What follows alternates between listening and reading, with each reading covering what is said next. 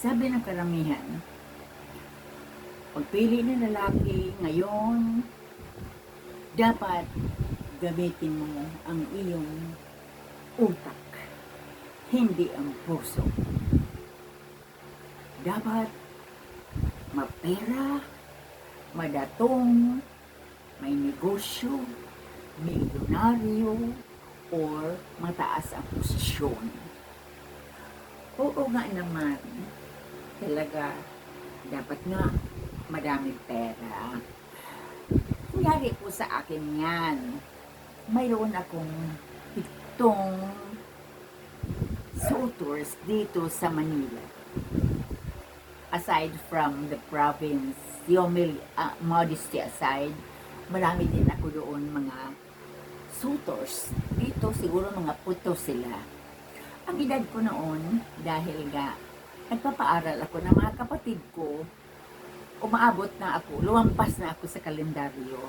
Siguro mga 32, 33, 34. Yung 7 kong nanliligaw, ay talagang binabalansi ko din. Kasi sabi nga, dapat pag nag-asawa ka, maraming pera, mataas ang posisyon, para ikaw, kahit hindi ka magtatrabaho, ay okay lang. Binabalansi ko po. Mayroong isa na mahilig po ako ng matalino. Yung isa po, mayaman talaga.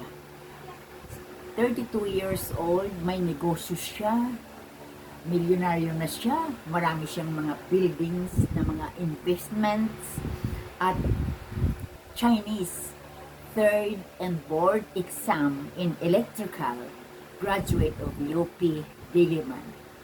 Yung isa naman po ay gospel, siya ay isang, what you call this, nagsasalita siya sa gospel church. Yung isa naman po, graduate din ng UP Diliman, matalino din, Muslim siya. Ating kapatid na Muslim, so Islam siya. Gwapo din siya. Then, yung isa din, katrabaho ko, in real estate. Medyo malaki din nakita niya na. Then, yung isa naman ay engineer sa isang mall. Ngayon, may isa naman na simple lang. Nung nakita ko siya, kasi mayroon siyang showroom na guitar doon sa mall, kung saan din may office kami, dumaan ako, nakita ko siya, pumintik ang puso ko. First time nangyari sa akin.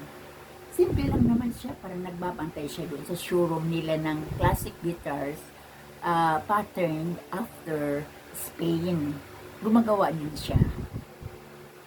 So, nung dumaan ako, gusto ko sanang pumasok doon sa showroom kasi mahilig din ako ng guitar. Siya din, tinignan din niya ako.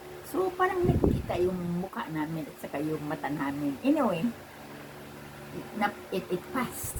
Kasi, siyempre, nagmamadali ako sa office. Then, hinahanap niya ako.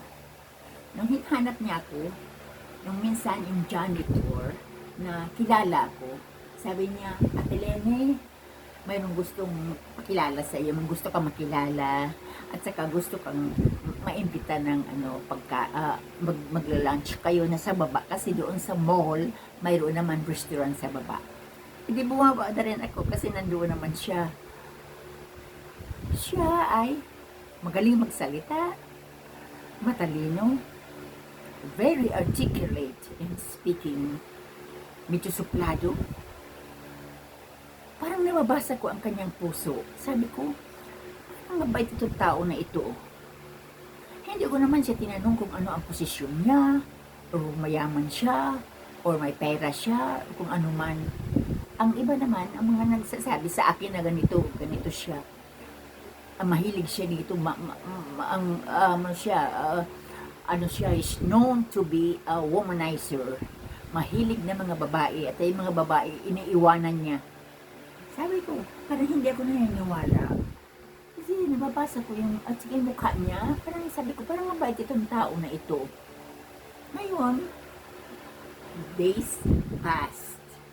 And when we met, nga, nung kumain kami, doon agad, talagang napupusuan ko siya.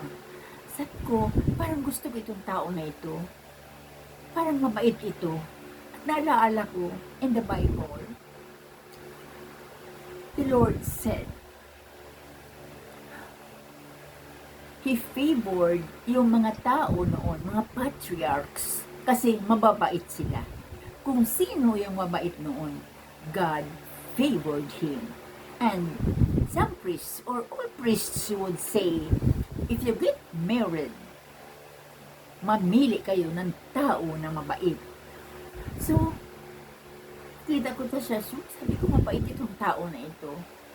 Pinipili ko, sabi, paano ito, yung milyonaryo, pera talaga, hindi ako magka-problema ng buhay. Pero, ito ang gusto ko, ito ang mamahalin ko. Sabi ko, nung dinala ako niya sa kanyang pamilya, it added, his family is honorable. I met his father, his mother, and his brothers and sisters. They were united in love. They're not so living in a high-end village, but they are honorable, especially with his father. So sabi ko, ay ito na. Kasi, ang prinsipyo ko, pag ang pamilya, ang tao ay galing sa pamilya na it's not broken, sabi ko, he will also build a family that he will never break it up.